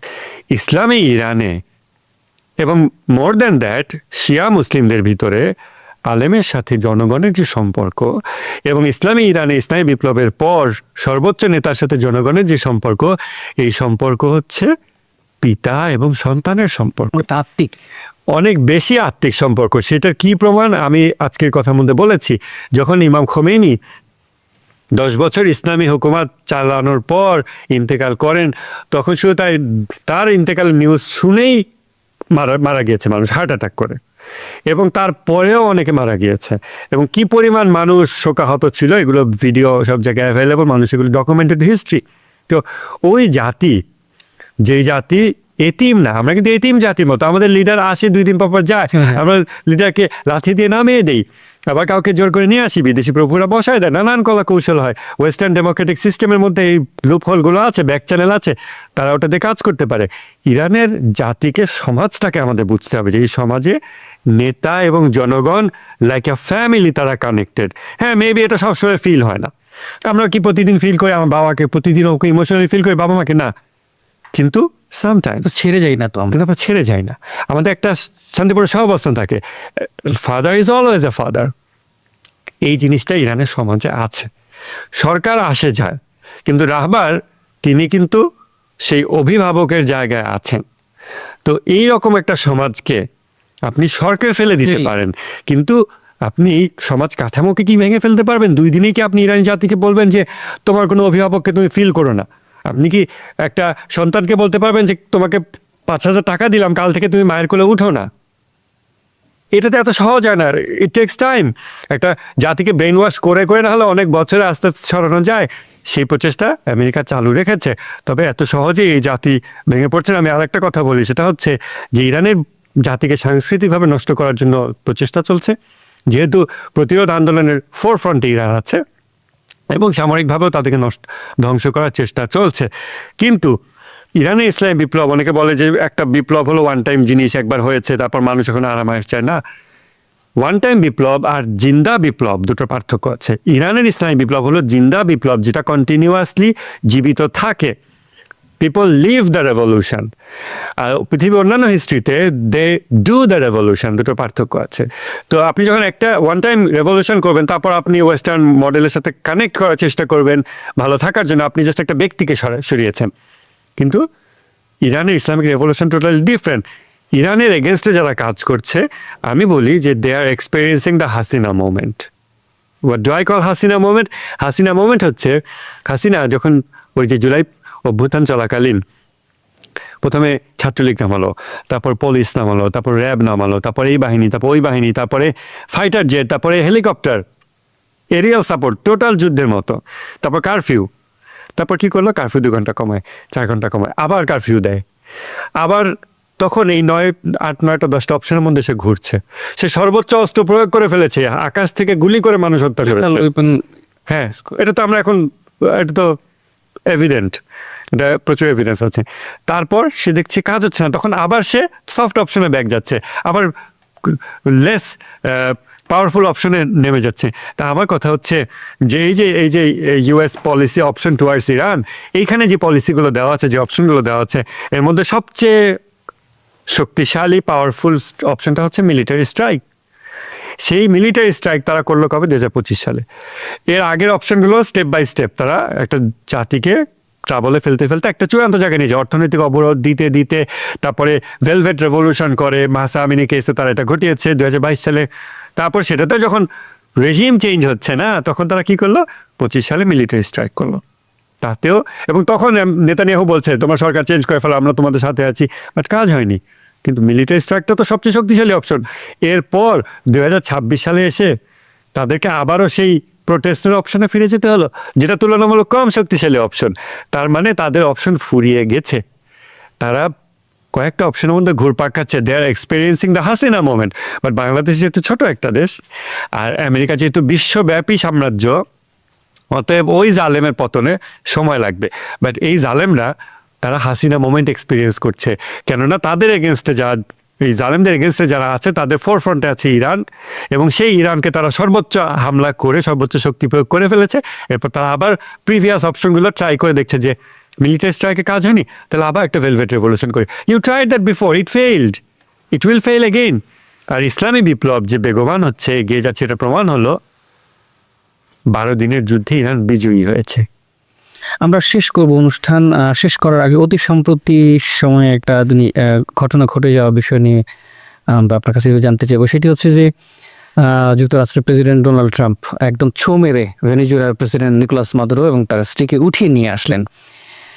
অনেকেই বলছেন যে আসলে এমন কিছু কি ইরানের ক্ষেত্রেও হতে পারে? আচ্ছা, এই জিনিসটা নিকোলাস মাদুরোকে যে নিয়ে গিয়েছে, দুটো জিনিস। এক, সিমিলার চেষ্টা আগে তারা করেছিল, যে ডেল্টা ফোর্স নিকোলাস মাদুরোকে নিয়েছে, অনেক আগে তারা সিমিলার চেষ্টা করেছিল, এবং মিরাকুলাসলি তাদের সবগুলো আগুন ধরে ধ্বংস নষ্ট হয়ে গেছিল। এটা অনলাইনে আছে, পাবলিক ডোমেইনে আছে। ইমাম খোমেনিকে যখন বলা হলো যে এরকম একটা ঘটনা হয়েছে, তখন ইমাম খোমেনি বললেন যে আলাম তারা কাইফা ফাআলা বিআসহাবিল ফিল, তাই না? তো এই যে তোমার রব হস্তি বাহিনীর সাথে কি আচরণ করছে তুমি কি দেখোনি? এখন একটা জাতি যদি এখলাস সহকারে কাজ করতে থাকে, যে আমি আমার সামর্থ্যের সর্বোচ্চ দিয়ে কাজ করছি, আল্লাহ দেখছেন যে এখানে ওদের রাডারে এটা ধরা পড়ছে না, they will be in trouble, Allah ওটাকে ব্যবস্থা করে দিয়েছে। ওই জায়গায় মরুঝড় হওয়ার কথা ছিল না। আপনার যে কি বলে ওয়েদার ফোরকাস্ট আমেরিকার ওয়েদার ফোরকাস্ট আমরা এখনো ব্যবহার করি, এটা খুবই ভালো ওয়েদার ফোরকাস্ট, এটা ইট ডাজন্ট মিস এনিথিং। কিন্তু ওইখানে এমন মরুঝড় উঠলো যেটা হওয়ার কথা ছিল না। তারপরে সেই মরুঝড়ে তারা একজনের সাথে একজন কলাইড করে রিফুয়েলিং ট্যাঙ্কার বার্স্ট আউট, তারপরে ফ্লেমে ওটা শেষ হয়ে গেল। তো এইটা ছিল ওই সময়ের ঘটনা। বাট এখন ইরানের রেডার টেকনোলজি অনেক উন্নত, তারা এগুলো ট্র্যাক করতে পারবে। ভেনেজুয়েলাতে যেটা হয়েছে, ভেনেজুয়েলাতে মিলিটারি তাদের প্রেসিডেন্টকে সেল করে দিয়েছে, এটা এখন সবার কাছে পরিষ্কার। যদি তা না হতো অন্তত 5-10টা তো মারা যেত, আমেরিকার কেউ মারা যায়নি। এটা কিভাবে সম্ভব যে একটা মিলিটারি, যাদের এয়ার ডিফেন্স আছে, যাদের এটা আছে ওটা আছে, হ্যাঁ অনেকে বলবে SEAD অ্যাপ্লাই করা আছে, suppression of enemy air defence. Even if you suppress enemy air defence, they can still fire, তার তখনও ফায়ার করতে পারে, কিন্তু এরকম কোনো ফায়ারের ঘটনা ঘটেনি। তার মানে ইট ওয়াজ এন ইনসাইড জব। এখন ইরানের ক্ষেত্রে ইনসাইড জব হবে কিনা, যদি ইরানের মিলিটারি এবং IRGC এবং বাসিজ এদেরকে যদি পারচেস করা যেত, ইরানকে এতদিনে ফেলে রাখতো না, বাদ রাখতো না। এতদিনে খামেনেইকে উঠায় নিয়ে যেত, অন্যদেরকে উঠায় নিয়ে যেত, কিন্তু সেটা সম্ভব হয়নি ইন্টারনালি তাদেরকে পারচেস করা। অতএব যদি সিমিলার কিছু তারা করতে যায়, তাদেরকে আমেরিকান জনগণের কাছে জবাবদিহিতা করতে হবে যে আমাদের 50টা সোলজার কেন মারা গেল। That's a huge undertaking. তারা এমন আছে তারা এটা করতে পারে না। হ্যাঁ, আমেরিকার সেই সামরিক সক্ষমতা আছে, আমি বলবো না যে ইরান ইনভিনসিবল। অবশ্যই আমেরিকা পৃথিবীর সবচেয়ে বড় ইরান আসলে এই ব্যাপারে ছেড়ে দিবে না, ইরান সহজে। শেষ পর্যন্ত ফাইট করবে। ইমাম খোমেনি বলেছিলেন যে তারা আমাদেরকে, মরহুম ইমাম খোমেনি তিনি বলেছিলেন যে তারা আমাদেরকে হামলা করার ভয় দেখায়। আমাদের 3.5 কোটি জনগণের অধিকাংশই শহীদ হওয়ার জন্য প্রস্তুত। তারা শহীদই তামান্না ধারণ করে, তারা শহীদ হতে চায়। তারা যদি ইরানের 3.5 কোটি জনগণকে মেরে ফেলে, তারপর তারা ইরানকে নিয়ে যা করতে চায় করুক। ওই চেতনা ইরানি জাতির এখনো আছে আমি বলে মনে করি, এবং রাহবারের সাইদ আলী খামেনি সেই পথে মানুষকে এগিয়ে নিয়ে যাচ্ছেন, সেই সংস্কৃতি ধরে রেখেছেন। এবং ওই সংস্কৃতি ধরে রাখা জাতির ভিতর থেকেই রেগুলার তরুণেরা IRGC-তে জয়েন করছে, মিলিটারিতে জয়েন করছে, বাসিজে জয়েন করছে, এবং তারা সেল আউটস হচ্ছে না। অতএব এত সহজ না যে এরকম একটা ডিপলি রুটেড ইন ইসলাম একটা সোসাইটি তাদেরকে 2 দিনে পারচেস করে ফেলবে, মিলিটারি কিচ্ছু ফায়ার করবে না, এসে 3 ঘন্টার অপারেশনে নিয়ে যাবে, এটা পসিবল না। অতএব এই স্ট্রাগল, এই ফাইট দীর্ঘদিন চলবে। এবং ইমাম খোমেনি যেটা বলেছিলেন যে বিপ্লবের এই বৃক্ষকে সময়ে সময়ে শহীদের রক্ত দ্বারা সিঞ্চন করতে হবে। বিপ্লব জিন্দা থাকে শহীদের রক্ত। আপনাকে অনেক অনেক ধন্যবাদ, কৃতজ্ঞতা জানাচ্ছি ইরান রেডিও বাংলার পক্ষ থেকে আমাদের সময় দেওয়ার জন্য। আপনাকে ধন্যবাদ, থ্যাংক ইউ। প্রিয় দর্শক, আজ এ পর্যন্তই। ভালো থাকুন, সুস্থ থাকুন। দেখা হবে পরের পর্বে অন্য কোনো বিশেষ অতিথির সাথে। আর আন্তরিক অনুরোধ রইল চ্যানেলটি সাবস্ক্রাইব করে আমাদের পাশে থাকুন। শ্রোতা বন্ধুরা, বিশ্ব সংবাদে এই ছিল আমাদের সর্বশেষ আয়োজন। সঙ্গে থাকার জন্য আপনাদের সবাইকে অসংখ্য ধন্যবাদ।